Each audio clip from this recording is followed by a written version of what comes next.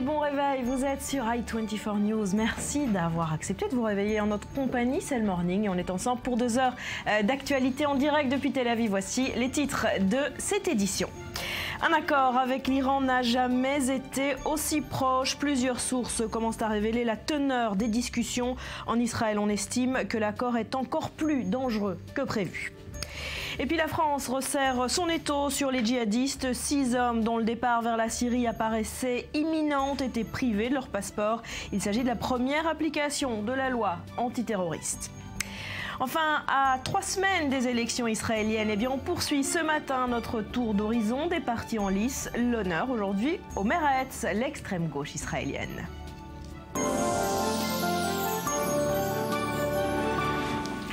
Merci donc d'être avec nous et bonjour à Ali Waket, notre spécialiste du Dara. Bonjour Miri et bonjour Maurice. On démarre par le grand titre du jour dans la presse régionale. C'est cet accord avec l'Iran qui approche à grands pas. Qui approche à très grands pas même, puisque Israël Hayom titre sur cite des sources américaines et titre que Obama a capitulé. L'Iran va devenir un État au seuil du devenir nucléaire. Alors les États-Unis vont commencer à lever les sanctions, affirme le quotidien. L'accord devrait être conclu d'ici la fin mars. Alors à la une, on trouve les détails d'un accord qui est en vue. Un accord qui porterait sur 15 ans. Au début, les Iraniens maintiendront 6000 centrifugeuses en activité et seront progressivement autorisés à porter leur nombre à 10 000, soit, précise Israël Hayom, bien plus qu'ils n'en possèdent aujourd'hui. Alors, selon le quotidien, l'objectif des États-Unis, c'est de gagner du temps de façon à ce que Téhéran ait besoin d'1 an pour produire sa bombe nucléaire. Alors, dans l'entourage du Premier ministre, on affirme que c'est un accord dangereux pour Israël et pour le monde. Ça, c'est une chose qu'on savait. Et Benjamin Netanyahou a ajouté, c'est un accord que le Congrès peut encore stopper. Voilà. Il tentera de les convaincre la semaine prochaine. Alors l'Iran Daily fait lui aussi son gros titre sur ce dossier. Sur Mohamed Jawad Zarif qui a l'air très satisfait, on le voit là sur la photo. Mohamed Jawad Zarif a déclaré qu'au cours, je le cite précisément, au cours des 3 derniers jours, nous avons eu des pourparlers sérieux, utiles et constructif avec les 5+1 et en particulier, a-t-il ajouté, avec la partie américaine, notamment avec le secrétaire d'État et le ministre américain de l'énergie. Le mot est lâché par Zarif, des progrès ont été accomplis, a-t-il dit, mais il reste beaucoup de chemin à faire, a-t-il ajouté à Iran Daily. Alors, bien entendu, Zarif, c'est un excellent diplomate et il a ajouté la formule consacrée dans le domaine de la diplomatie. Bien entendu, tant qu'un accord sur tous les points n'a pas été conclu, il n'y a pas d'accord sur les détails. Ali, les Iraniens mènent de façon très précise, très fine ces négociations? Tout à fait. Ils réussissent à séparer entre 2 trajets, le trajet du nucléaire et le trajet des armes nucléaires. Ils arrivent avec beaucoup d'intelligence de séparer ces deux trajets comme si c'était 2 affaires totalement différentes. 2, le fait que le chef de la commission nucléaire iranienne, Salehi, a joint l'équipe iranienne et aussi le frère du président iranien, Zarif, faisait partie de l'équipe, montre que pour les Iraniens, il s'agissait d'un round qui a touché les détails, un round concret sur les points controversiels entre l'Iran et la communauté internationale, ce qui signifie que pour les Iraniens, c'est maintenant ou jamais. Les Iraniens ne vont pas accepter qu'il y aura encore un accord, surtout s'il ne s'agit pas d'une levée immédiate de la quasi-totalité des sanctions imposées sur l'Iran. Moi, je pense que les médias israéliens et les médias dans le Golfe un peu exagèrent en ce qui concerne les concessions des Américains, mais si jamais il faut parler d'un équilibre, qui a plus marqué de points dans ce round, c'est sans doute les Iraniens.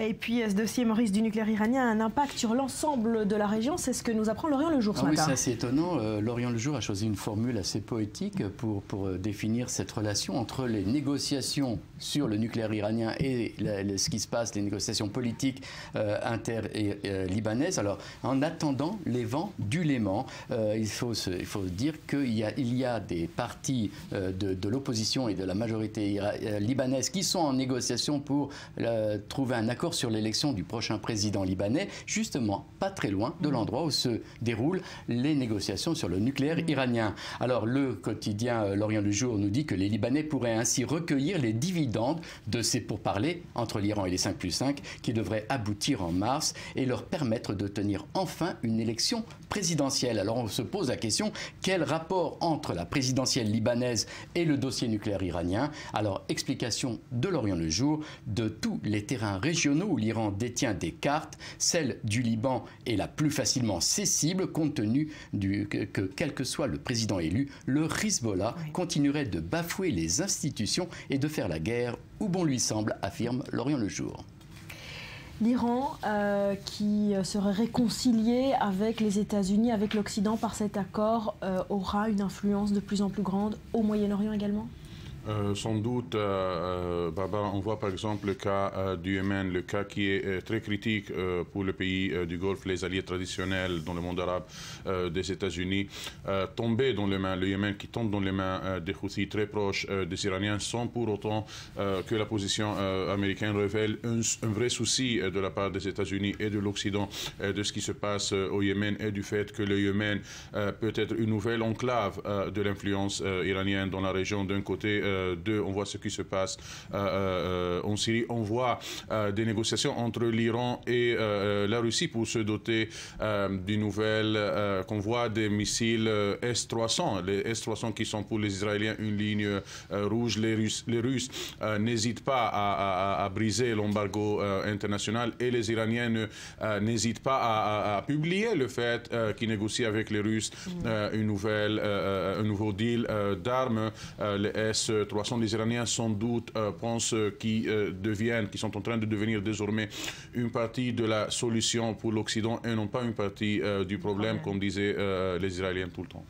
Voilà, les Israéliens qui s'en inquiètent. Allez, autre titre ce matin dans la presse, Maurice, c'est la poursuite des constructions israéliennes derrière les lignes vertes. Oui, on passe à un tout à fait autre registre. Yediot Aharonot a fait les calculs et il s'est rendu compte que selon des documents du ministère de l'Habitat qui lui sont parvenus, il y a 48 000 unités de logements programmés, dont la construction est programmée dans les territoires. Alors à ces 48 000 unités de logements programmés, Yediot Aharonot rajoute 15 000 autres logements qui sont programmés à Jérusalem-Est. Vous voyez, ça fait un nombre considérable d'unités de logements en prévision au-delà de la ligne verte. Alors si on considère, affirme le quotidien, que le ministère du Logement planifie la construction de 280 000 unités de logements partout en Israël, ça fait un appartement sur 4 en planification dans les territoires. Alors, le quotidien Yediot Aharonot constate qu'il s'agit d'un beau cadeau du ministre du Logement, Uri Ariel, du parti Abait Hayoudi, à la veille de la visite du Premier ministre à Washington.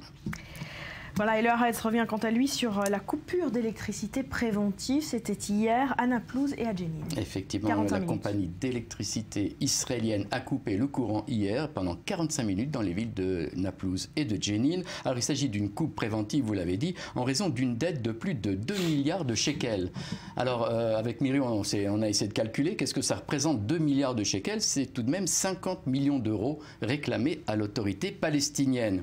Alors Israël fournit de l'électricité à la compagnie palestinienne d'électricité de Jérusalem-Est qui elle-même redistribue cette électricité dans les villes palestiniennes de Ramallah, Bethléem, Naplouse et Jenin. Alors après plusieurs mises en garde à l'autorité palestinienne mais aussi au gouvernement israélien, au ministère de la Défense et à la présidence du Conseil, pendant 2 ans la compagnie d'électricité hier a craqué et a voulu marquer le coup et donc a coupé l'électricité pendant 2 heures. Alors à Jérusalem on affirme que la décision de la compagnie d'électricité a été prise sans consultation avec l'échelon politique. Il ne s'agit donc pas d'une décision politique mais financière. Mais les ministres apparemment doivent tenir aujourd'hui une réunion d'urgence et on comprend bien qu'il s'agit donc d'un dossier politique. C'est une dette conséquente à la compagnie d'électricité israélienne. Les caisses de l'autorité palestinienne sont vides? Il faut séparer, Barbara. Parmi ces 1,9 milliards de shekels, c'est 1,2 une dette qui est sur la compagnie d'électricité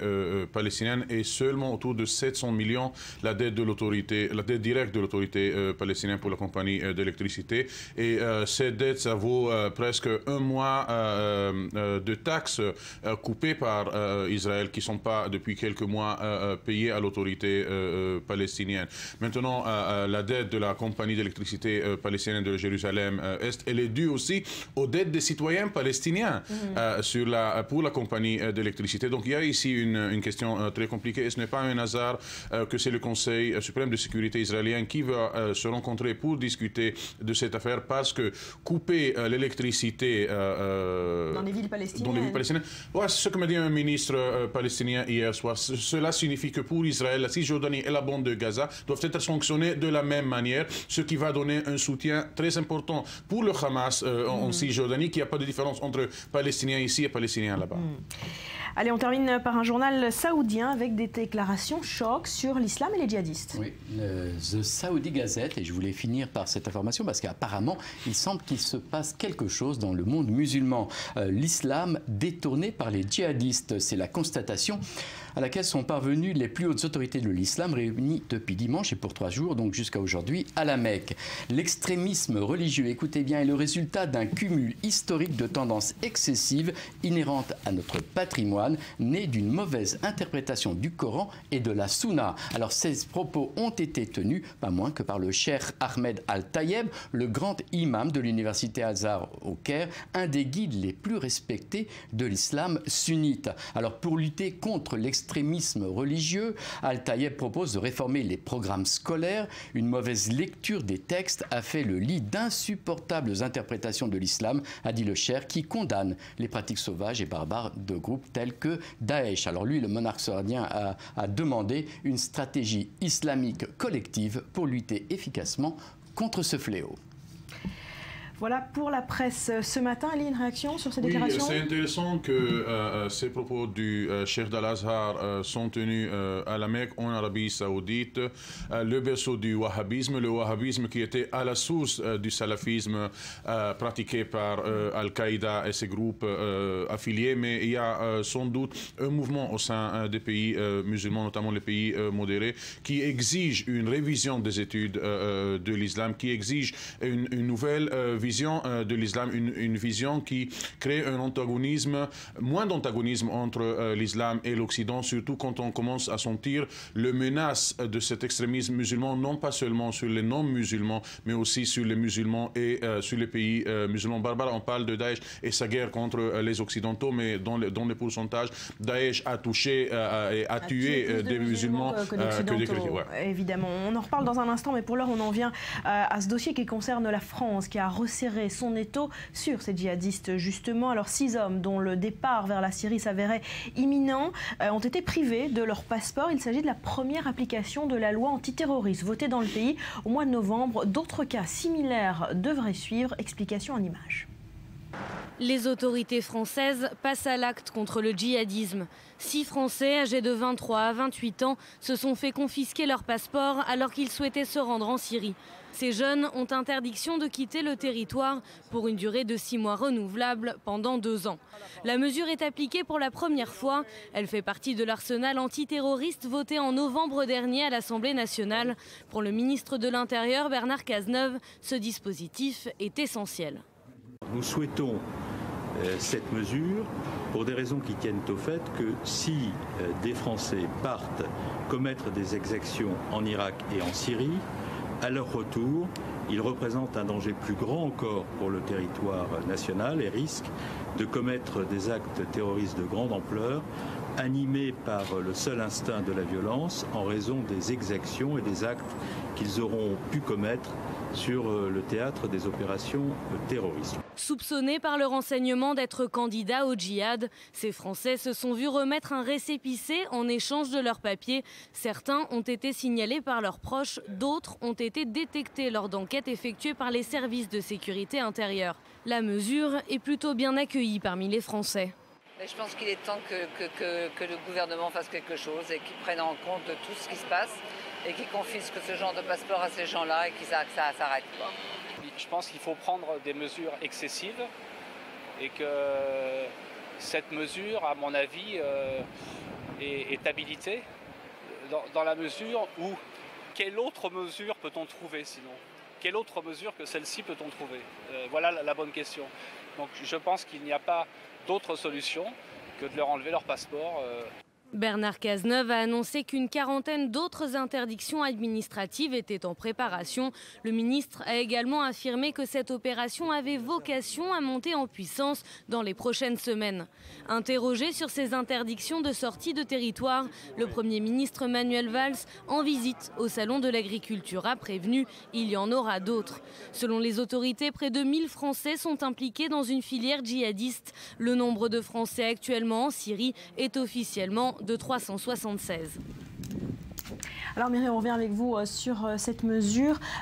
Comment les services de sécurité la font appliquer? Ils se basent finalement sur quoi pour décider de retirer comme ça les passeports à ces 6 personnes? Alors, la loi est claire, il y a 3 critères à respecter. Tout d'abord, le premier, c'est l'imminence. C'est ce qu'on a entendu dans le reportage. L'imminence d'un départ pour la Syrie ou pour l'Irak, ou en tout cas via la Turquie peut-être. C'est pour ça aussi qu'on confisque non seulement le passeport, mais également dans certains cas la carte d'identité, puisqu'on peut se rendre en Turquie de la France avec uniquement la carte d'identité. Donc l'imminence, ça veut dire quoi? L'achat d'un billet, par exemple d'un billet d'avion, ou encore le fait d'appartenir à un réseau dont tous les membres seraient déjà en Irak et en Syrie, ce qui voudrait supposer que cette personne se rendrait également en Syrie. Alors il y a un deuxième critère qui est la volonté affichée de mener le djihad et de partir pour faire le djihad ou de partir pour soutenir logistiquement. C'est le cas de femmes qui partent en Syrie non pas pour combattre mais pour soutenir les combattants. Alors c'est quoi cette volonté affichée? Ça peut être au sein de la cellule familiale ou amicale. Vous savez qu'il y a un numéro qui a été mis en place pour les familles, pour les proches, pour pouvoir dire aux enquêteurs qu'on craint que son enfant ou son frère ou son père veuille se rendre en Irak ou en Syrie. Ou alors, il y a évidemment les réseaux sociaux qui sont très actifs en la matière, où on affiche clairement sa volonté de partir en Irak ou en Syrie sur Twitter ou encore sur Facebook. Enfin, il y a le troisième critère, et c'est le plus compliqué à prouver, Barbara, c'est la suspicion que ces personnes-là, une fois rentrées après un séjour en Irak ou en Syrie, menaceraient en tout cas de perpétrer un attentat sur le sol français. Alors cette mesure, on l'a dit, c'est la première application de la loi antiterroriste votée au mois de novembre en France. Une mesure, il faut le rappeler, qui n'a pas fait l'unanimité. Non, d'abord, il faut rappeler que certains partis n'ont pas voté en faveur de cette nouvelle loi, de ce nouveau dispositif législatif, comme les écologistes, par exemple. Et quand elle était encore en projet, plusieurs avocats, dont les avocats de ces djihadistes rentrés d'Irak ou de Syrie, ont bondi tout simplement à la lecture de cette loi. On va en écouter 2. On apporte une réponse, on veut apporter une réponse répressive qu'on essaye de ventiler, alors qu'on a aujourd'hui un arsenal qui me paraît être extrêmement complet, parce que extrêmement large, et que c'est une infraction qui est très élastique et comme un filet. Mais on n'a pas de pédagogie qui est faite. Vous avez la justice qui maintient les libertés individuelles et qui fait le tri entre les intérêts de la répression publique et puis la préservation des libertés individuelles, ce qui est un élément qui est extrêmement important.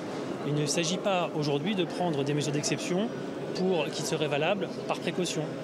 Les libertés individuelles doivent continuer à s'appliquer. On peut comprendre que l'État veuille préserver la sécurité de l'ensemble de ses concitoyens, mais pour autant, nous ne vont pas rentrer dans un État qui serait extrêmement contraignant au-delà du raisonnable pour la sécurité publique. Là, ce qu'on reproche en fait à cette loi, c'est ce que ces avocats-là reprochent à cette loi, c'est d'entraver la liberté individuelle, c'est-à-dire de condamner quelqu'un avant qu'il ait fait quoi que ce soit et avant d'avoir été jugé, puisque je vous le rappelle que c'est l'État, les services de renseignement, les services de sécurité, le gouvernement qui déciderait donc de retirer ces passeports comme ça a été le cas, et non un juge qui trancherait la question. Alors justement, un mot sur ce travail de renseignement qui doit être extrêmement précis. Oui, c'est tout le problème, Barbara. C'est le fait qu'il y ait aujourd'hui en France donc, un arsenal législatif qui a été encore renforcé en novembre, on l'a dit, mais qu'il y a très peu de moyens finalement ajoutés pour pouvoir suivre ces candidats potentiels ou ces djihadistes sur le retour, comme le disait cet expert en antiterrorisme. Les gens qui vont travailler sur le terrorisme, il y en a 1000. Or, pour surveiller un terroriste, il faut 18-20 personnes par jour. Plus, dès lors qu'il est en contact avec quelqu'un, il faut le surveiller. Donc vous avez 20 personnes pour le surveiller. Et puis comme vous surveillez les deux, vous faites des écoutes téléphoniques. Pour faire des écoutes téléphoniques, il faut des gens qui parlent l'arabe ou qui parlent plusieurs langues. Ensuite, il faut exploiter ces écoutes. Donc il faut identifier tous les numéros qu'il a contactés. Il faut faire des enquêtes sur toutes les personnes qu'il a contactées. Donc vous avez un monstre qui naît. Il faut ce qu'on appelle et c'est pas péjoratif, des petites mains, des gens qui sont sur le terrain, qui font des surveillances jour et nuit, des gens qui font des enquêtes, des gens qui recrutent des sources humaines. C'est ça qu'il faut. Et il en faut en quantité. Et comme on ne peut pas recruter maintenant des gens pour que dans 2 ans, ils aient fini leur scolarité, qu'ils n'aient aucune connaissance dans le terrorisme, il faut reprendre des gens qui s'occupent dans les différents services de terrorisme pour tous les agglomérer, pour travailler d'une seule voix. Alice, je vous ai vu sourire quand cet expert a parlé face à l'arsenal mis en place par les services de renseignement et par la France. La France n'a pas les moyens de sa politique anti-djihadiste ? Non, à mon avis, sur le plan sécuritaire, les actes préventifs peuvent s'avérer satisfaisants, mais la question est-ce que les moyens qu'il faut prendre sont les moyens préventifs? Est-ce que j'ai jamais entendu parler ces derniers jours, par exemple, d'un dialogue qui doit être entamé entre la communauté musulmane et les autorités françaises? Barbara, vous savez, un Français d'origine arabe musulmane rentre chez lui et il ouvre la télé. Est-ce que j'ai compris moi? Plus probablement, il va ouvrir Al Jazeera et les chaînes arabes sur la satellite et non pas les chaînes françaises. Donc déjà, l'influence, il est là. Donc tout acte préventif, il reste très limité. Si jamais il n'y a pas un dialogue entre les deux communautés, entre la majorité et la minorité musulmane, si jamais on ne renforce pas les milieux modérés dans la communauté musulmane, parce que ces jeunes-là, sur les réseaux sociaux, sur la télévision, ils sont tout le temps exposés à ce qui se passe en Irak et en Syrie. Ils sont tout le temps exposés à ces imams qui appellent au djihad. Maintenant, confisquer la carte d'identité de 6 personnes, est-ce que ça va arrêter cette influence? J'en doute sérieusement. Si cette lutte reste réduite au plan préventif, au plan sécuritaire, elle est jugée à l'échec. Alors, justement, il y a d'autres mesures, Myri, qui peuvent être prises en fait dans le cadre de cette loi. Oui, alors il y a la lutte contre le cyberterrorisme, et ça rejoint un petit peu ce que Ali disait à l'instant. On lui parlait de télévision, là on parle d'Internet. Vous savez, ces sites qui font l'apologie du terrorisme, qui essaient d'attirer dans le filet du djihadisme des candidats au départ. Alors le ministre de l'Intérieur français était d'ailleurs la semaine dernière aux États-Unis. Il s'est adressé aux responsables notamment de Google, de Facebook, de Twitter, qui sont, vous savez, ces réseaux sociaux et ces sites Internet qui sont justement concernés par cette apologie du terrorisme. Et voici ce qu'il leur a demandé. Je leur ai fait part de contenus qui étaient encore présents sur le web et qui pouvaient poser problème.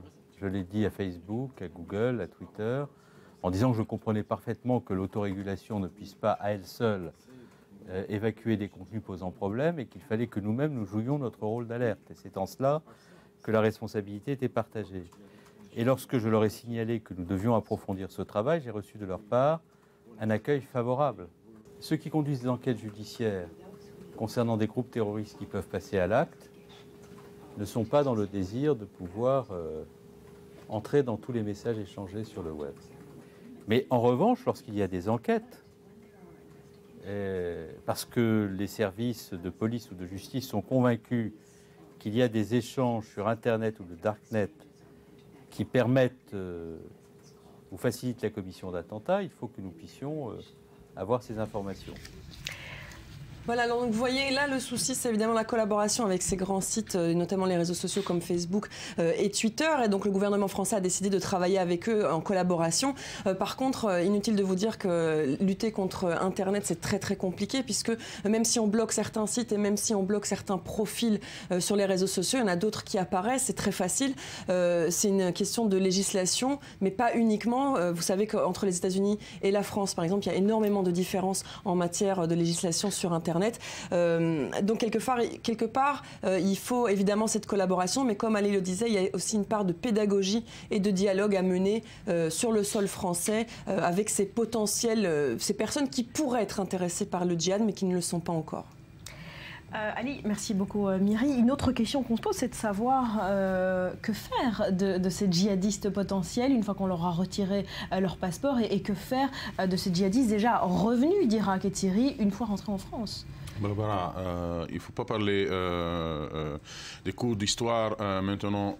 arrêter quelques personnes, confisquer quelques cartes d'identité, ne confisque pas la sympathie, ne confisque pas la solidarité que sont des milliers, et voire des centaines de milliers parfois, des jeunes pour ces mouvements djihadistes. Vous pensez que cette politique est en train de mener la France, va encourager les hésitants à se lancer dans ce djihad Elle va au moins attirer l'intérêt de ces hésitants. Pourquoi est-ce que la France est en train de faire ça? Elle va attirer l'intérêt d'autres jeunes d'origine musulmane qui n'étaient pas dans ce domaine. Pourquoi est-ce qu'il se passe? Qui sont ces groupes djihadistes? Pourquoi on confisque la carte d'identité de mon cousin ou de mon voisin? Que peut faire la France? Laisser faire? Non, laisser faire, c'est pas. J'ai dit, sur le plan préventif, il faut que les Européens comprennent que la démocratie est avant tout une démocratie qui doit s'autodéfendre. Ça, il n'y a pas de discussion. Ça, ici en Israël, on l'a compris très bien. Il faut que les Occidentaux le comprennent très bien. Mais il s'agit de quelques millions, des dizaines de millions de musulmans qui se trouvent sur le sol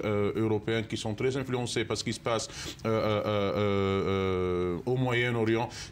L'identité est loin d'être tranchée, l'identité de ces immigrants musulmans sur le sol européen. Donc il faut aussi, comme l'a dit Miri, attaquer cette question sur l'ordre pédagogique, entamer un dialogue entre musulmans et la société majoritaire dans ces États. Parce que confisquer, ça ne va pas donner la réponse. Est-ce que Daesh a raison ou elle a tort? Alors, vous parlez de dialogue avec cette minorité, le besoin que ça passe par l'éducation. Il y a un modèle, ça se passe au Danemark, on en a reparlé à cause des derniers événements, où ces candidats au djihad passent finalement par un système de réhabilitation, où ils sont pris en charge par l'éducation, par le sport, par des services sociaux, et ça n'a pas franchement mieux marché. On l'a vu avec les derniers attentats. Ça n'a pas marché parce que, Barbara, vous savez, pour préparer notre rendez-vous ce matin, je parlais à un professeur à l'université d'Al-Azhar au Caire. Il a dit une chose très importante.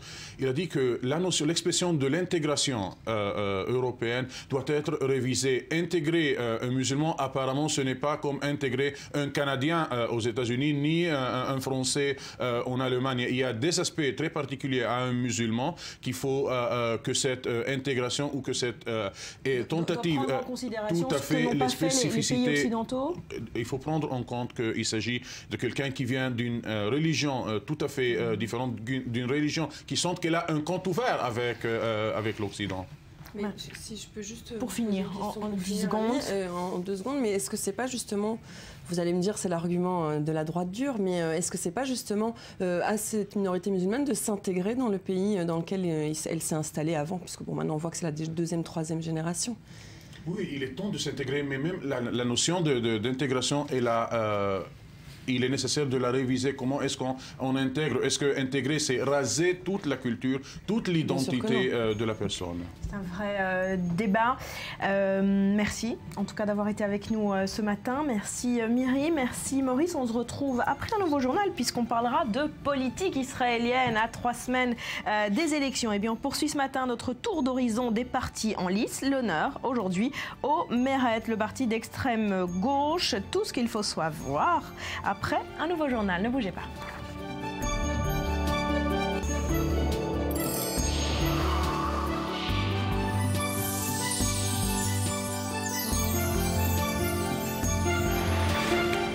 Retour sur le plateau du Morning, merci d'être avec nous. Et à 3 semaines des élections israéliennes, eh bien on continue ce matin notre tour d'horizon des partis en lice. Et ce matin, c'est le Meretz qui est à l'honneur. On va en parler avec vous, Dror, Maurice et Rudy. Rudy, pour mieux comprendre le positionnement de ce parti, on commence par sa campagne et sa communication. Oui, et l'axe du Meretz, en fait, c'est de se définir comme la vraie gauche et non pas la gauche de la gauche ou extrême gauche. Alors pour le prouver, c'est assez simple. La gauche dite, l'argument du Meretz, c'est de dire que la gauche traditionnelle, dite traditionnelle, s'est alliée avec le centre de Livni, laissant d'ailleurs le rôle de la gauche donc au Meretz. Alors 2 choses intéressantes quand on regarde leur stratégie de communication en ligne sur le Meretz. La première, c'est que la page en hébreu porte un message différent des pages anglais et français. La page par exemple destinée aux nouveaux immigrants insiste plus sur l'aspect social du programme du Meretz. Le message est de dire que finalement seul le Meretz Meretz porte les questions sociales dans cette campagne, car les migrants, par exemple venus de France, sont très sensibles à l'idée de garder leurs acquis sociaux, ou en tout cas sont très inquiets de la baisse de leur niveau de vie. Donc le discours est ajusté selon les populations. Alors autre aspect, le programme, Meretz n'a finalement que pour l'instant, a souhaité prendre part à cette guerre des clips dont on parle tous les jours sur ce plateau. Eh bien, on verra dans un instant que malgré tout, ils ont quand même sorti un clip qui a fait du bruit. Alors, le Meretz sur Facebook veut apparaître comme le parti qui a un programme. Et c'est pour cela que chaque jour, depuis une grosse dizaine de jours, la page Facebook de Meretz publie un point de son programme par jour. Et puis, alors, côté clip, on insiste plus sur le fond que sur la forme. Par exemple, on a vu ce clip des femmes disant simplement face caméra pourquoi elles votent Meretz. L'idée est donc des femmes connues en Israël, connues dans la vie publique israélienne. Et donc l'idée c'est un petit peu de prendre de la hauteur et de parler programme. En tout cas, la communication est basée là-dessus. Voilà, sauf que les sondages sont pas terribles pour le Meretz et que finalement le parti est tenté quand même de se lancer dans cette course aux clips viraux. Oui, c'est quasi obligatoire. Même si le Meretz s'en défend, ils doivent en effet commencer à jouer la carte de l'humour. C'est de bonne guerre en temps d'élection et on voit que c'est un petit peu le ton de cette campagne. Alors, on ne se fait pas d'illusions. On a oublié déjà les voix de droite pour se concentrer uniquement sur celles de gauche. Et le message est clair dans leur clip. En votant centre-gauche, vous faites le jeu de Bibi. Regardez le dernier clip qui parle justement de mémoire. נו, מה אתה אומר? מה אני אומר? שזה בדיוק כמו לפני שנתיים. כל השמאל הצביע ליאיר לפיד וקיבלנו את ביבי. תמחק לו את 2013.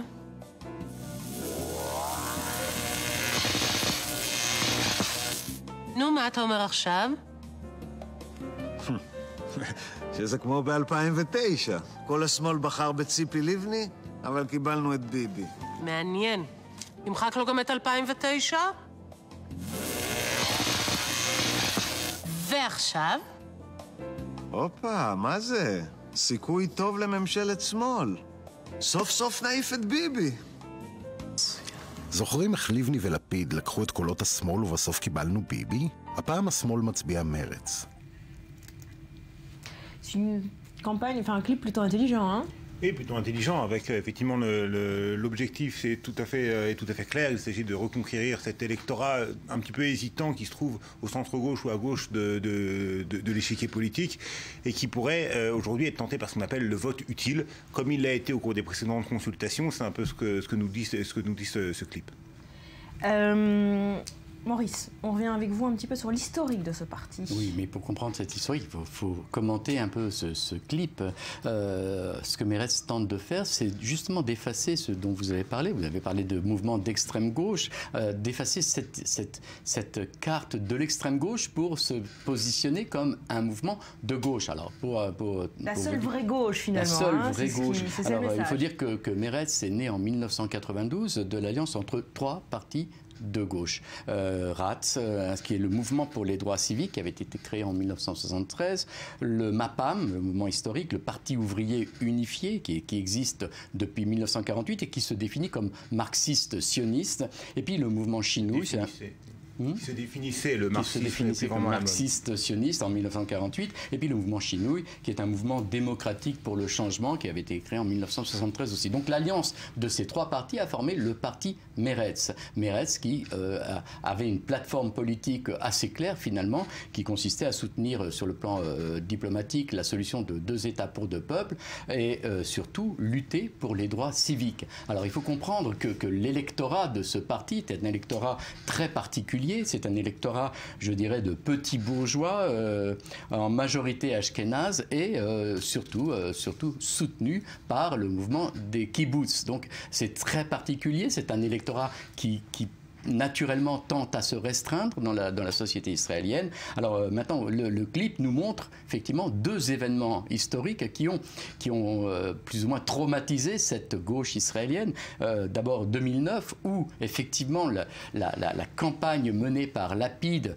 se réclamant du mouvement social en Israël, en 2013, excusez-moi, a permis de récupérer les voix de gauche au profit de Lapid, et Lapid a fait une alliance avec Benjamin Benjamin Netanyahou. Pareil pour 2009, où Kadima se présentait comme l'alternative politique à la droite, et donc a récupéré les voix de gauche, celles notamment de la gauche du Parti travailliste et de Meretz, pour former finalement une alliance également avec le Likoud et avec Benjamin Netanyahou. Donc deux traumatismes pour ce mouvement qu'il essaye aujourd'hui d'effacer et d'effacer de la mémoire. Vous l'avez vu, le message est très clair. Alors pour être complet, en Meretz a eu son heure de gloire en 1992 avec 13 sièges à la Knesset.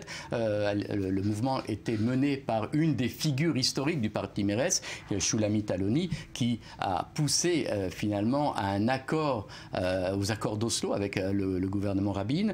Peu après, on a eu, après l'assassinat du Premier ministre Rabin, on a eu un gouvernement de Netanyahou qui a pris le relais avec un intérim de Shimon Peres. Mais là, le Likoud dirigé par Yossi Sarid a commencé sa chute à 9 sièges.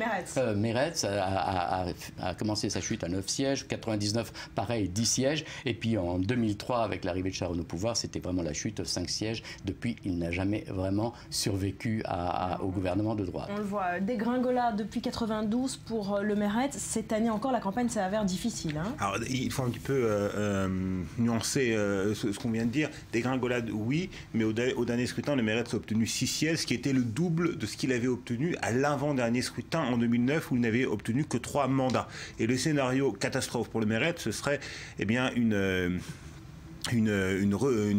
réintroduction de ce nouveau scénario, une redite de ce nouveau scénario, celui de 2009, où l'électorat de gauche est tenté par un vote utile. À l'époque, c'était le vote pour le Kadima, dirigé par Tzipi Livni, et où le Meretz s'était retrouvé avec 3 mandats seulement. Et 3 mandats aujourd'hui, eh bien, ça ne suffit plus pour avoir une représentation à la Knesset, étant donné que le seuil d'éligibilité a augmenté. Il est passé de 2 à 3,25%, ce qui peut menacer le Meretz. Si le Meretz obtient moins de 4 sièges, eh bien, il est éliminé, et il n'y aurait plus de représentation du Meretz à la Knesset. Ce serait, là vraiment, on pourra parler véritablement d'un traumatisme et d'un moment important pour la vie politique israélienne.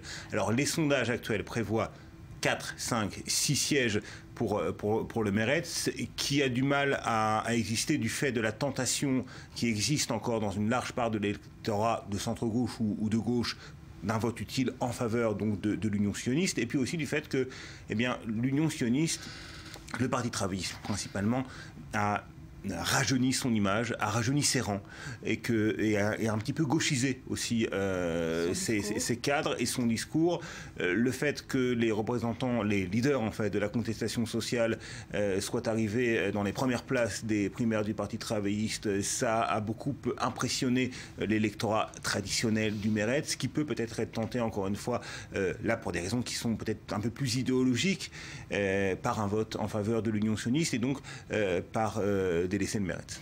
Alors l'idéologie, parlons-en justement, le programme du Meretz, est-ce qu'il s'attaque à des questions seulement de politique du conflit israélo-palestinien, ou il est général? Le conflit israélo-palestinien, c'est l'un des grands absents de cette campagne électorale, vous l'avez remarqué sans doute Barbara. Aucun véritablement des grands partis, ni même des petits partis idéologiques justement, par exemple le parti de Bennett à droite ou le Meretz précisément à gauche, ne parle beaucoup du dossier israélo-palestinien. C'est comme si de l'avis de tout le monde c'était un dossier qui était bloqué, et c'est un dossier qui peut-être n'intéresse pas tout simplement les électeurs israéliens. Et le Meretz n'en parle pas, ou alors en parle peu. Par contre, sur les questions économiques et sociales, le Meretz a un programme très en pointe, un programme qu'on pourrait qualifié peut-être de radical sur les questions économiques et sociales. Il est question de discrimination positive vis-à-vis de certaines populations qui sont considérées par le Meretz comme étant discriminées ou mises à l'écart de la société. Les Arabes israéliens, bien évidemment, mais aussi, c'est nouveau pour le Meretz, les orientaux, les juifs séfarades, les juifs issus du monde arabo-musulman. Il est question de discrimination positive pour favoriser leur avancée dans la société israélienne. Ça, c'est tout à fait nouveau pour le Meretz, qui est un parti dont le socle sociologique est tout différent. Le socle sociologique est effectivement la bonne société, plutôt intellectuelle, d'origine européenne, d'origine ashkénaze, des grandes villes du centre du pays. Alors, il faut rajouter tout de même que c'est aussi un parti de parité, puisque c'est un parti où les femmes sont représentées pratiquement à égalité avec les hommes. Mais là, il y a 6 mandats, dont 3 femmes, effectivement. Et en 92, une petite précision, le Meretz avait obtenu son plus grand score, effectivement, de l'histoire de son histoire, mais avec 12 mandats et non pas 13. C'était sous Rabin, et à l'époque, Shulamit Aloni, décédé l'an dernier d'ailleurs, dirigeait le Meretz. Ouais. Alors vous parliez des questions économiques et sociales, hein, comme le fer de lance du programme de Meretz, et on sent que cette campagne finalement est déchirée entre deux pôles. D'un côté les questions économiques et sociales, et puis de l'autre les questions de sécurité.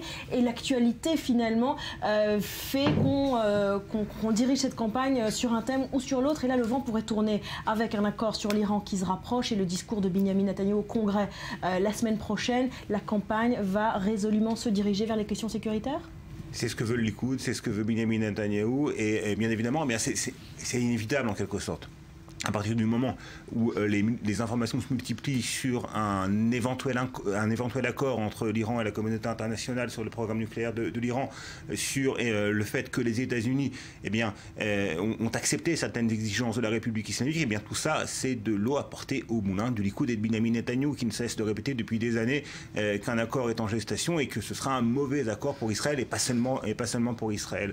Donc dans ces conditions, Benyamin Netanyahou peut, d'un point de vue strictement politique et électoraliste, se réjouir, même si bien évidemment il est tout à fait inquiet de la tournure que prennent les choses sur le dossier des négociations à propos du nucléaire iranien, mais d'un point de vue strictement électoral, c'est bien évidemment du pain béni pour le Likoud et pour Benyamin Netanyahou, et ça va obliger ses adversaires, l'Union sioniste, Yitzhak Herzog, Tzipi Livni, à se positionner sur ce genre de questions, et peut-être aussi à un petit peu changer l'image de marque de ces dirigeants politiques. Et je vous invite à voir un court extrait d'un clip vidéo que l'Union sioniste, donc le centre-gauche, vient de diffuser. On va voir ça tout de suite. Il est question d'Yitzhak Herzog et de son passé militaire. שיש לו, מדינת ישראל צריכה לעשות פעולה. אם זה להוציא טיל, אם זה להוציא לוחמים לשטח, זה הזדמנות לחסל את הבני אדם האלה. אדרנלין שזורם ימים אחר כך. ובוז'י בקטעים האלה היה, אני חייב להגיד, לי בתור קצין, היה השקעה. aux côtés de Yitzhak Herzog et qui מקבל את ההחלטות הנכונות, עשה את זה מצוין. Alors voilà, donc il s'agit d'un clip électoral où les gens qu'on vient d'entendre, les hommes qu'on vient d'entendre sont d'anciens officiers de la prestigieuse unité des renseignements militaires 8200 qui ont servi aux côtés d'Yitzhak Herzog, qui lui-même a été officier dans cette même unité, et qui donc dresse les louanges des capacités de décision et des capacités militaires d'Herzog. Il s'agit de changer l'image de marque d'Yitzhak Herzog, un petit peu peut-être. C'est peut-être un terme un peu osé, de viriliser l'image d'Yitzhak Herzog, qui était jusque-là... de sa voix un peu trop au perché. Effectivement, sa voix au perché, et puis son côté un petit peu passe-partout, un petit peu terne. Là, on rappelle qu'Herzog a été officier dans cette prestigieuse unité des renseignements militaires, et donc le camp sioniste, l'Union sioniste devra forcément se positionner sur le dossier du nucléaire iranien avec plus de clarté, peut-être en disant que Benyamin Netanyahou d'ailleurs a échoué et que malgré tous ses efforts, on se rapproche d'un accord sur le nucléaire iranien. Moi, je voudrais revenir un instant sur Meretz, parce que c'était le sujet. C'est aussi un parti qui lutte pour les droits civiques beaucoup plus que pour les droits sociaux et économiques, parce qu'on voit très peu les militants de Meretz dans les conflits sociaux prendre position dans les usines en grève. Par contre, sur la défense des droits civiques et notamment sur le droit des immigrés, c'est un parti en pointe. Il faut aussi signaler que ce n'est pas uniquement un parti d'opposition. Quand il était au pouvoir avec le gouvernement, c'est un parti qui a donné d'excellents ministres de l'éducation et de la justice. C'est-à-dire que malgré tout, ce n'est pas un parti niche totalement coupé de la réalité. C'est un parti qui sait prendre des décisions, mener une politique dans les domaines de l'éducation et de la justice. Alors pour finir, Dror, on parlait de ce déchirement entre les questions économiques et sociales et les questions sécuritaires. On attend cette semaine un rapport sur le prix du logement en Israël, qui risque aussi d'orienter la campagne. Un rapport du contrôleur de l'État, qui est décidément un personnage très actif dans cette campagne électorale, Barbara. Oui. Alors, en fait, ce rapport ne va pas apporter quelque chose de nouveau. Il va tout simplement confirmer le fait que le coût du logement a connu une augmentation exponentielle au cours de ces dernières années. Bien évidemment, c'est une question qui est omniprésente dans le débat public en Israël, en campagne électorale et en période normale également. Donc, c'est une question centrale. C'est une question... Et là, il y a un petit, si vous voulez, un phénomène de chassé-croisé. Autant le centre-gauche hésitait à débattre des questions économiques et des questions sécuritaires, à hésiter à débattre du nucléaire iranien, autant la droite hésite à débattre de ce genre de questions. Elle sera obligée, bien évidemment, de donner une réponse à l'électorat sur ces questions également. Merci beaucoup d'avoir été avec nous. Merci, Dror. On se retrouve pour parler après un nouveau journal des temps forts, des discours prononcés hier lors du dîner annuel du CRIF, discours de François Hollande et discours de Roger Kuckerman et cette double polémique du président de l'institution.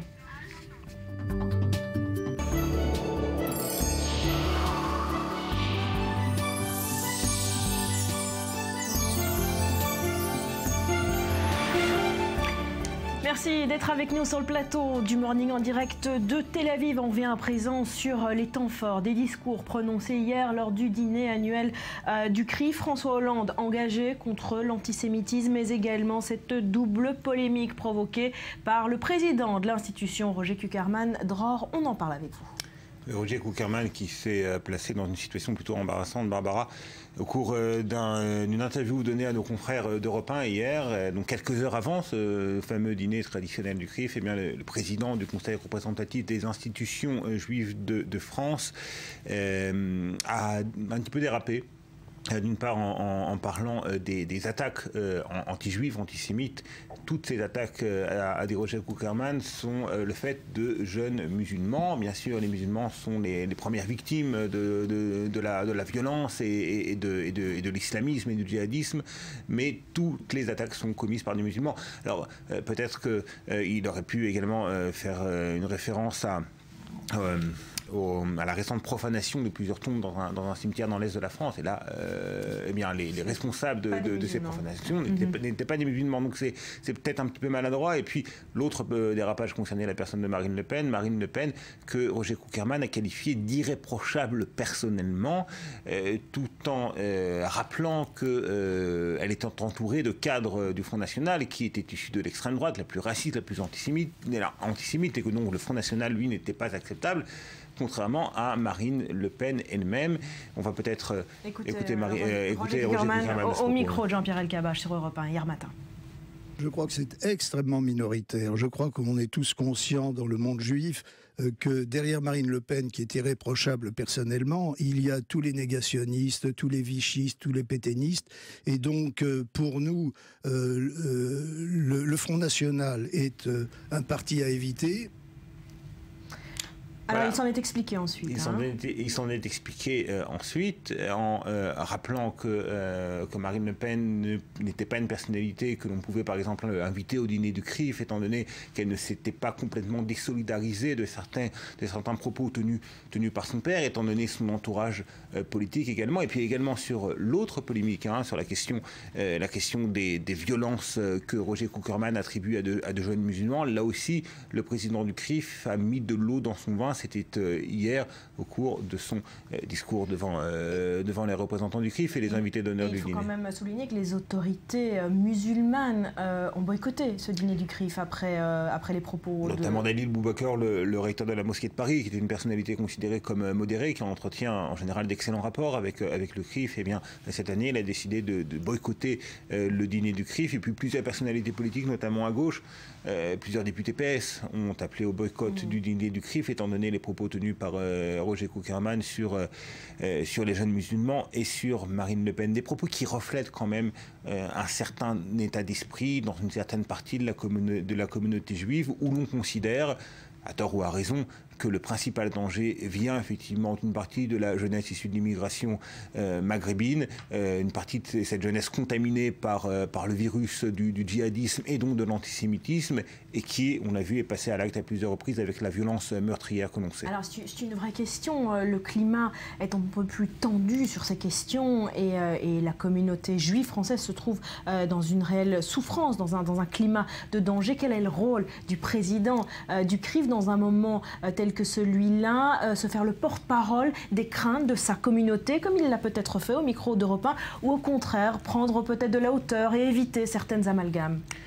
Alors, c'est effectivement un dilemme. Roger Kuckerman est à l'écoute de sa base. Et peut-être que dans la communauté juive aujourd'hui, on considère, oui, que la violence physique, la violence meurtrière parfois, eh bien, elle ne provient pas ou moins de l'extrême droite et davantage de l'islamisme, du djihadisme. Tout le problème, bien évidemment, est de ne pas faire l'amalgame avec l'ensemble des populations arabo-musulmanes de France. On a peut-être un extrait du discours prononcé par Roger Kuckerman. Ce n'est pas un extrait du discours, il a peut-être senti ce dérapage, il a certainement senti ce dérapage. Il est revenu sur ses propos. C'était au moment du dîner du CRIF, à l'extérieur de la salle. Roger Kuckerman s'exprime. Voilà. J'ai dit, en ce qui concerne le CFCM, que l'immense majorité des actes commis de violence antisémite étaient commis par des jeunes musulmans. J'ai dit également que c'était une toute petite minorité de la communauté musulmane. J'ai même prononcé le chiffre de 1 pour 1000 de la communauté musulmane et j'ai ajouté que les musulmans étaient les premières victimes de cette situation. Je regrette beaucoup la décision de ne pas venir au dîner.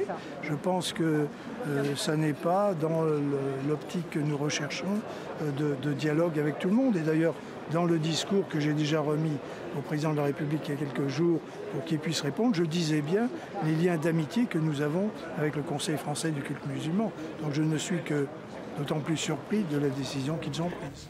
Alors voilà pour cette polémique concernant les propos de Roger Kuckerman, mais le discours le plus attendu de cette soirée du CRIF était celui du président de la République, François Hollande, engagé contre l'antisémitisme. Et il l'a rappelé une nouvelle fois. De ce point de vue-là, la communauté juive de France et ses représentants, le CRIF, n'ont aucune critique à formuler contre les pouvoirs publics en France, contre les actes et les propos des autorités françaises. Manuel Valls, François Hollande, irréprochable, pour reprendre un terme qui a été utilisé par Roger Kuckerman dans un autre contexte, ils font effectivement ce qu'il faut faire, ils disent ce qu'il faut dire. Est-ce que cela suffit? C'est la question que l'on se pose, bien évidemment, dans les rangs de la communauté juive. On va écouter un extrait du discours de François Hollande sur cette question de l'antisémitisme. Il n'y a pas d'antisémitisme ordinaire. Tous les ennemis des Juifs sont les ennemis de la liberté. L'histoire nous l'a encore appris. Ils sont souvent les premiers à être frappés par des fléaux qui nous toucheront tous à notre tour si nous n'y mettons fin. Et c'est pourquoi, en protégeant les Juifs, la République se défend aussi par rapport à elle-même. Deux remarques. La première, c'est que la crainte dans les communautés juives de France vis-à-vis des partis politiques, vis-à-vis du monde politique, c'est qu'une partie de ce monde politique soit de plus en plus à l'écoute d'un électorat en partie issu de l'immigration maghrébine, dans certaines zones sensibles, dans certaines banlieues, et que la prise en compte de certaines revendications issues de ces milieux-là, eh bien, se fasse au détriment, par exemple, des relations entre la France et Israël, ou au détriment de la lutte contre l'antisémitisme. La seconde, et là-dessus, encore une fois, le message transmis par François Hollande a été plutôt rassurant. Clair, hein. Voilà. L'autre remarque à faire, c'est que François Hollande, Manuel Valls, les autorités françaises ont tout à fait conscience d'une part, de l'augmentation exponentielle du nombre de Juifs de France qui quittent la France pour Israël et pour d'autres pays. 7000 personnes sont arrivées en Israël l'an dernier, c'est considérable. On s'attend à plus de 10 000 pour l'année 2015. C'est véritablement un record. C'est un record de tous les temps. On a conscience de ces chiffres, on a conscience de leur portée symbolique également. Les dirigeants français ne veulent pas rentrer dans l'histoire, les dirigeants actuels de la France ne veulent pas rentrer dans l'histoire comme étant ceux de la première démocratie libérale qui a vu sa population juive quitter le pays de son plein gré. Ce serait véritablement un coup porté peut-être même à l'identité de la France qui a été le premier pays à accorder à ses juifs une égalité de droit. Ouais. Donc d'un point de vue symbolique, c'est essentiel pour la République française. François Hollande l'a rappelé dans son discours. Hein. Exactement, que les Juifs de France ne soient pas trop nombreux à la quitter, bien évidemment. Que leur place est en France. Autre sujet abordé par François Hollande hier lors de son discours, c'est un sujet plutôt oublié ici en Israël, c'est le conflit israélo-palestinien, on le disait. On disait tout à l'heure, vous vous en souvenez, il y a une dizaine de minutes à peine, que le conflit israélo-palestinien était l'un des grands absents de la campagne électorale, qu'il était délaissé par les partis, même par les partis les plus idéologiques. Il n'est pas oublié par les dirigeants européens. On va écouter François Hollande qui s'exprimait sur ce sujet aussi. La France a également dit qu'elle était prête à organiser une conférence internationale afin d'aller vers la paix au Proche-Orient. Et en même temps, seules des négociations directes entre Israéliens et Palestiniens pourront y parvenir. Et là, on peut peut-être se remémorer le fait que l'Assemblée nationale française a voté pour la reconnaissance de l'État palestinien. Il y a peut-être une petite contradiction entre cet appel à des négociations directes et cette manière de reconnaître, de mettre la charrue avant les bœufs en quelque sorte en reconnaissant unilatéralement un État palestinien. Là, c'est l'une des contradictions de la diplomatie française qui entend jouer un rôle. François Hollande a rappelé que, quel que soit le vainqueur des élections du 17 mars prochain en Israël, la France entendait coopérer avec les autorités israéliennes pour tenter de relancer un processus de paix dont il ne reste quasiment plus rien aujourd'hui. Et dernier point crucial aussi dans ces relations entre Israël et la France, c'est le dossier du nucléaire iranien avec un accord qui semble imminent. François Hollande l'a rappelé hier, c'était un moment très attendu que la France ne permettra pas un Iran nucléaire. La France est l'un des pays occidentaux les plus en pointe dans ce domaine et là-dessus, les autorités israéliennes peuvent tout à fait se réjouir de la position de la France qui a été très ferme tout au long de cette période de négociation, plus ferme que les États-Unis, incontestablement, plus ferme que l'Allemagne, incontestablement également. L'Allemagne qui a des intérêts économiques importants avec l'Iran. La France qui ressent d'une manière très aiguë le danger que pourrait représenter une Iran devenue puissance nucléaire. Là-dessus, il y a une convergence d'intérêts et d'opinions entre Paris et Jérusalem. Merci beaucoup, Dror. On parle d'autre chose à présent. Le gouvernement grec a présenté hier son catalogue de réformes après avoir arraché un accord avec ses créanciers européens, des mesures qui devront être avalisées aujourd'hui par la zone euro pour que la Grèce puisse percevoir les derniers 7 milliards prévus pour le plan d'aide. Alors, quelles sont ces réformes? Réponse en images. Après de longues heures de discussion, de négociations, un compromis a finalement été trouvé. Vendredi soir, l'Eurogroupe a accordé à la Grèce une extension de 4 mois de son plan d'aide. Je suis heureux de vous annoncer que le travail que nous avons effectué ces dernières semaines a porté ses fruits. Alors qu'Athènes était sous la menace d'une cessation de paiement, le financement à court terme du pays est donc assuré jusqu'à début juin. De quoi écarter pour l'heure le risque d'une sortie de la zone euro et rassurer les investisseurs. Le Premier ministre a d'ailleurs prononcé un véritable discours de victoire. La Grèce a remporté des négociations importantes en Europe. Des négociations dures, difficiles, mais pour la première fois de réelles négociations. On a fait preuve de calme, nous avons fixé des objectifs, nous avons montré notre détermination et notre flexibilité. Et finalement, nous avons atteint notre objectif fondamental. Pourtant, l'accord est encore conditionnel. Si cette fois, le gouvernement grec peut présenter sa propre liste de réformes, elles doivent ensuite être validées par Bruxelles. C'était attendu car les conditions de l'Europe sont très spécifiques. On ne peut pas avoir une large marge de manœuvre, mais c'est un pas dans la bonne direction qui nous satisfait. Alexis Tsipras a donc un double objectif. Satisfaire ses partenaires européens sans trop trahir ses promesses électorales.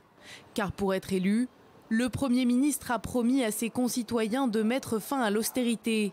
Pour convaincre, Athènes mise sur la lutte contre l'évasion fiscale et la corruption, notamment grâce à des engagements chiffrés.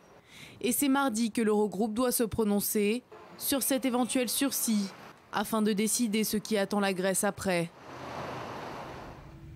Et on en parle avec Alberto Toscano. Bonjour, merci d'être avec nous ce matin. Vous êtes président du Club de la presse européenne, journaliste italien, spécialiste de l'Europe. Alors on l'a dit, l'Eurogroupe devra valiser ce plan grec aujourd'hui, ce mardi. Est-ce qu'on s'avance vers la fin du bras de fer entre le gouvernement grec et ses créanciers européens? Il y a eu des pas en avant et c'est très important. La Grèce ne sera pas pour l'instant en défaut de paiement, mais la situation est beaucoup plus délicate de ce que M. Tsipras fait croire. D'ailleurs, il parle de victoire, mais la preuve que ce n'est pas une victoire est qu'il a passé la nuit à discuter avec ses camarades de son parti de gauche pour trouver un compromis sur les prochaines réformes, parce que le plan qui aurait dû être présenté hier, en réalité, sera présenté seulement dans les prochaines heures. La Grèce a une grosse difficulté à son intérieur parce que Tsipras a promis la relance de l'économie et en réalité, il doit faire des réformes très difficiles à mettre en œuvre. Et il a parié sur des réformes qui ont quand même une valeur sociale évidente, comme la traque à l'évasion fiscale. La Grèce est un pays où l'évasion fiscale est énorme. Il faut évidemment faire des réformes sur ce terrain, mais les impôts augmenteront. Alors encore, justement, il va falloir d'autres réformes. Il veut pour le moment, et c'était sa promesse électorale, éviter de faire payer les classes moyennes. Est-ce qu'il pourra l'éviter? Est-ce que ce train de réforme va suffire? Il ne pourra pas éviter de faire payer les classes moyennes, mais il pourra quand même orienter des réformes dans le sens d'une recherche de mesures sociales qui puissent au moins compenser sur le terrain des aides sociales l'augmentation de la pression fiscale. La situation de la Grèce est encore très délicate et Tsipras parle de victoire, mais malheureusement pour lui, pour l'instant, il s'agit certainement pas de victoire. L'Allemagne a fait valoir sa loi. Voilà, et l'Eurogroupe se prononcera donc aujourd'hui sur ce paquet de réformes présenté par la Grèce. Merci beaucoup Alberto Toscano d'avoir été avec nous ce matin. À suivre, on l'a vu, la situation politique en France pousse de plus en plus de Juifs à immigrer en Israël. Et un aspect inattendu de cette arrivée a des répercussions, vous allez le voir, culinaires. Biscuits, fromages et confitures 100% français font leur arrivée dans les supermarchés israéliens. Les images après un nouveau journal.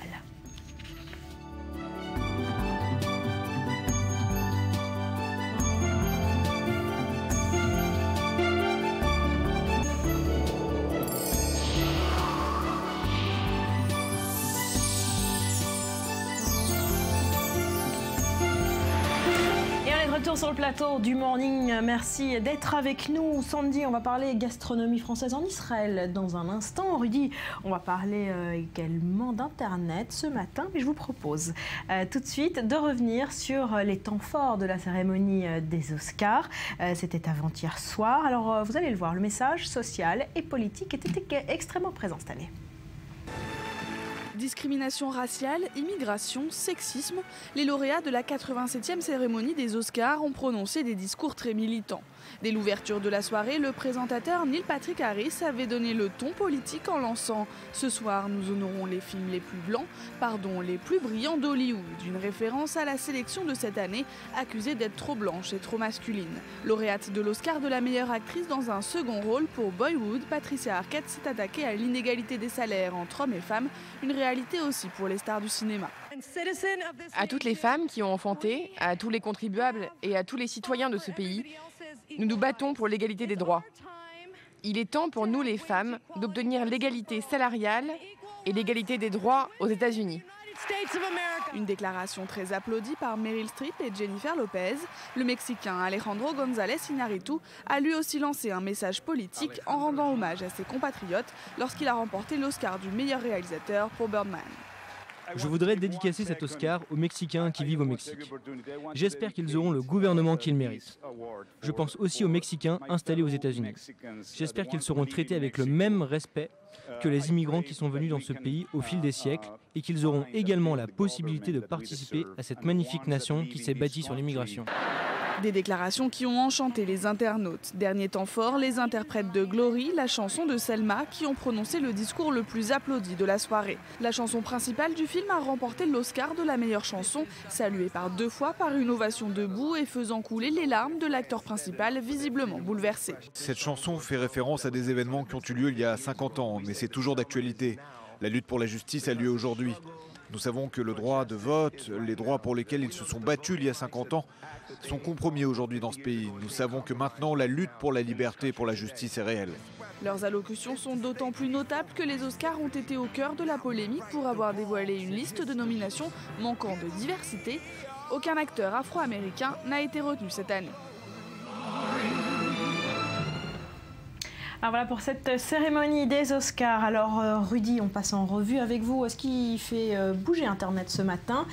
Beaucoup de réactions sur les propos de Roger Kuckerman dont on parlait il y a quelques instants. Oui, et encore ce matin, le nom du président du CRIF était en TT, c'est-à-dire les mots les plus cités sur Twitter. Alors évidemment, habituellement, Twitter n'est pas tendre avec Roger Kuckerman et ses propos hier n'ont pas arrangé la donne. Pour Adia, Kuckerman devrait démissionner. Ce n'est pas sa première sortie. L'heure est à l'apaisement et à la solidarité et il n'est ni l'un ni l'autre. D'autres en images rappellent que Marine Le Pen n'a rien d'irréprochable en sortant ce genre de photo de la présidente du FN en compagnie de jeunes néo-nazis. Réaction acide aussi dans la communauté juive. Pour Sef Ouman, Kuckerman est un joueur qui marque contre son camp. Le président du CRIF qui hier a ouvert son discours avec une mise au point relayée par le compte Twitter du CRIF que voici. Voilà, je veux être clair, Marine Le Pen n'est ni fréquentable ni irréprochable. Valérie Khalifa soutient le président du CRIF et elle ressent centre le débat avec une certaine ironie. Pour elle, la polémique, eh bien, c'est les propos de Cukierman, nullement le doublement des actes antisémites en France. Chacun ses sujets, dit-elle. Et puis on va conclure avec un jeu de mots dont Twitter a le secret, non c'est pas ici, mais c'est Mark Hillman qui nous disait qu'il ne sert pas de la cause de l'antisémitisme. On lui conseille de se réfugier dans l'antisémitisme. Voilà, qui est dit. Alors on a vu juste avant cette image de l'Arabie Saoudite où on voit un réseau internet de plus en plus muselé. Oui, alors le ministre saoudien de l'Intérieur, Mohamed Ben Nayef, n'est pas un tendre, on le sait, et il vient d'annoncer le renforcement de la loi antiterroriste de février 2014 qui, au programme, nous promet un verrouillage plus drastique encore, si c'était encore possible, du net pour, je cite, juguler la propagande de Daesh sur Internet. Alors par exemple, désormais, si un Saoudien publie des vidéos, des photos sur les réseaux sociaux de l'exécution de l'otage jordanien brûlé vif, eh bien il encourt 8 ans de prison ferme. C'est une excuse, selon vous, pour contrôler encore davantage Internet dans le pays? Pas que selon moi, selon Amnesty International, selon beaucoup de gens sur Internet. Et il faut quand même dire qu'en Arabie Saoudite, Twitter est en pleine croissance. Il y a en Arabie Saoudite 5 millions d'utilisateurs actifs du réseau social. La croissance et le taux de pénétration sont de 300%. C'est un des taux les plus élevés au monde. En fait, proportionnellement, on tweet plus en Arabie Saoudite qu'aux États-Unis. Alors même le roi Salman a 2 millions d'abonnés. Alors on dit effectivement, au-delà de donner un coup de frein à Daesh, c'est un coup porté à la liberté d'expression naissante dans le royaume. Facebook, Twitter, WhatsApp, mais aussi les téléphones portables sont encore plus surveillés qu'auparavant. Et puis avant de refermer cette page, regardez cette image qui est apparue il y a quelques secondes, celle du blogueur Raif Badawi qui purge une peine de 10 ans de prison et 1000 coups de fouet simplement pour avoir ouvert un forum de discussion. Internet en Arabie Saoudite, c'est surtout ce visage. Allez, autre chose à présent un peu plus léger, vous nous rapportez ce matin une carte des grandes villes touristiques qui va nous aider à repérer les bons coins un peu partout. Oui, alors on sait effectivement les touristes comme des troupeaux se précipitent tout le temps aux mêmes endroits et on le sait et c'est désormais sûr grâce au travail d'Eric Fischer. Alors c'est ce qu'on appelle un data artist, un artiste qui travaille avec de la donnée informatique. Il collecte les photos prises par les utilisateurs, envoyées sur les réseaux sociaux dans les différents points de ville. Là vous voyez par exemple New York. Alors en rouge vous avez les photos qui sont prises par les touristes, là c'est Paris, en bleu vous avez celles prises par les locaux et en jaune c'est les non déterminés, c'est la marge d'erreur. Mais donc on voit très clairement si on regarde Paris que ça se passe sur les Champs-Élysées, du côté de la Tour Eiffel au Sacré-Cœur, et puis si on suit les points bleus, l'intérêt de cette carte c'est justement de repérer les endroits les plus pittoresques des villes les plus touristiques et il y a des dizaines de cartes à consulter sur son projet. Allez, ça marche, on le fera. On termine par une vidéo virale? Oui, et totalement inutile, bien sûr. Évidemment, un papa c'est l'essence même d'Internet. Absolument. Un papa qui aime le montage vidéo et qui aime aussi la danse irlandaise, et bien ça donne ça.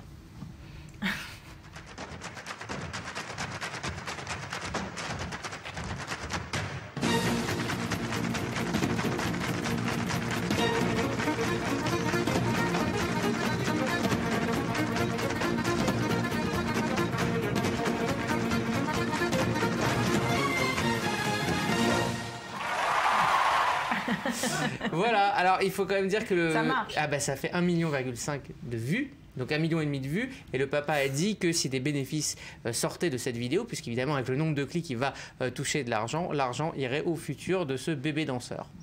Vous faites ça à vos enfants, Sandy? Non, je ne les mets pas en scène. C'est elles qui se mettent en scène toutes seules. C'est notre histoire. Pas besoin de nous pour ça. Mettez ça sur YouTube.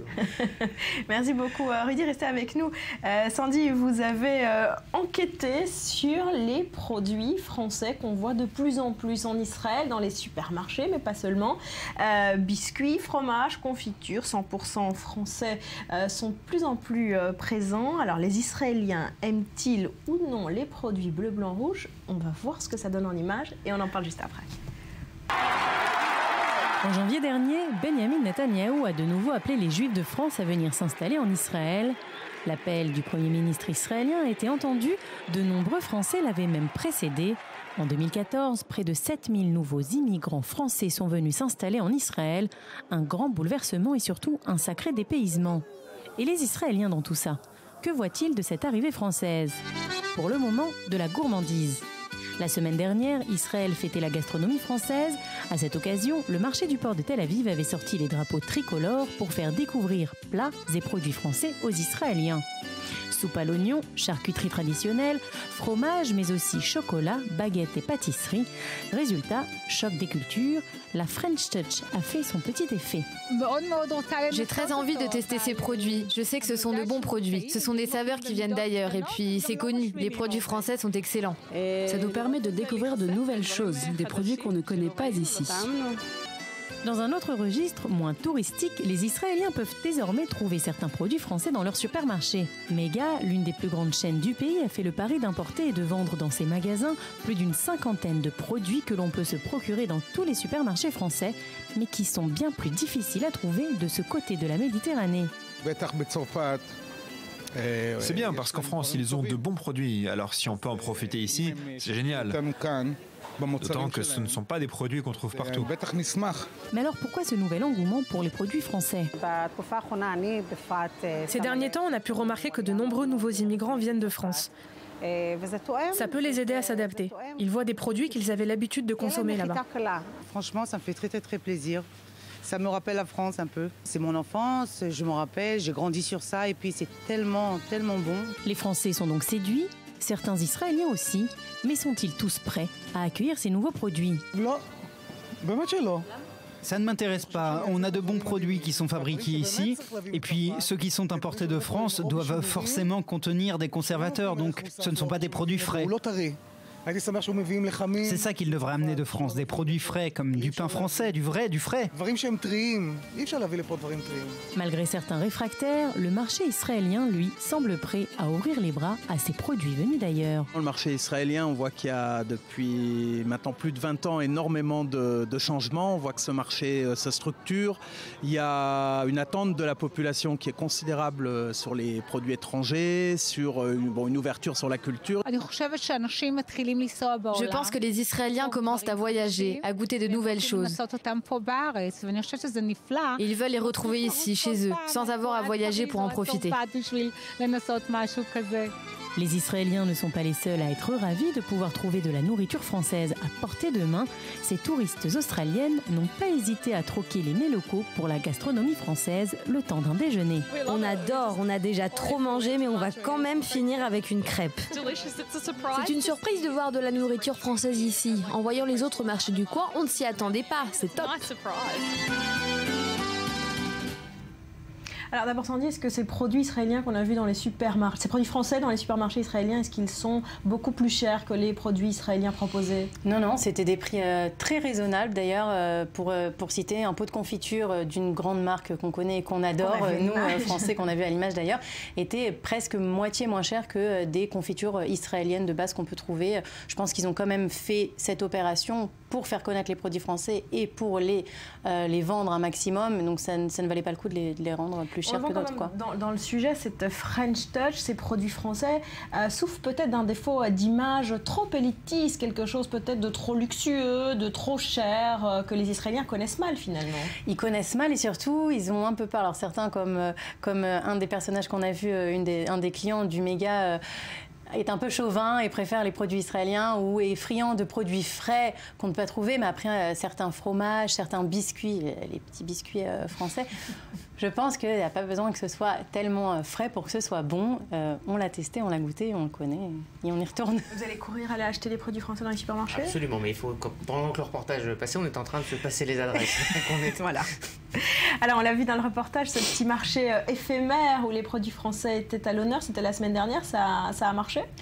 C'était plutôt pas mal. En fait, ce qu'ils ont fait, c'est qu'ils ont transformé le marché du port de Tel Aviv qui existe déjà, ils les ont mis aux couleurs de la France. Donc les stands intérieurs existent tous déjà, mais chacun proposait un ou plusieurs plats typiquement français, des plats concoctés par des chefs français justement. Alors on a pu voir de la soupe à l'oignon, des sandwichs jambon-beurre, des stands de charcuterie, évidemment des viennoiseries et des pâtisseries françaises. Les petits stands qui étaient à l'intérieur étaient des stands installés spécialement avec des produits exclusivement importés de France justement, comme du fromage, du chocolat ou du vin. Et là aussi, il y avait des tables et des chaises pour qu'on puisse déguster les mets sur place. Et alors, les clients ont répondu présent à l'appel? Alors, il faut dire qu'ils n'ont pas eu beaucoup de chance, parce que il pleuvait. Le deuxième jour, d'ailleurs, était assez perturbé par une forte tempête, notamment sur le port au bord de mer. Le vent était assez fort. Bon, ça a quand même plutôt pas mal marché. Les Israéliens sont venus, ils étaient assez curieux. La plupart étaient ravis. Il y avait aussi des touristes, on a pu le voir. Et évidemment, des Français qui étaient venus rechercher les goûts de leur enfance. Voilà, alors, allez-y, Rudy. Non, je disais juste, rassurez-vous, la même opération existe pour les produits belges. Exactement, c'était il n'y a pas longtemps. Heureusement. Voilà, il y aura de la fricadelle, de la bière. Quoique là, il y avait aussi des moules frites. Oui. Vous nous piquez tout, décidément.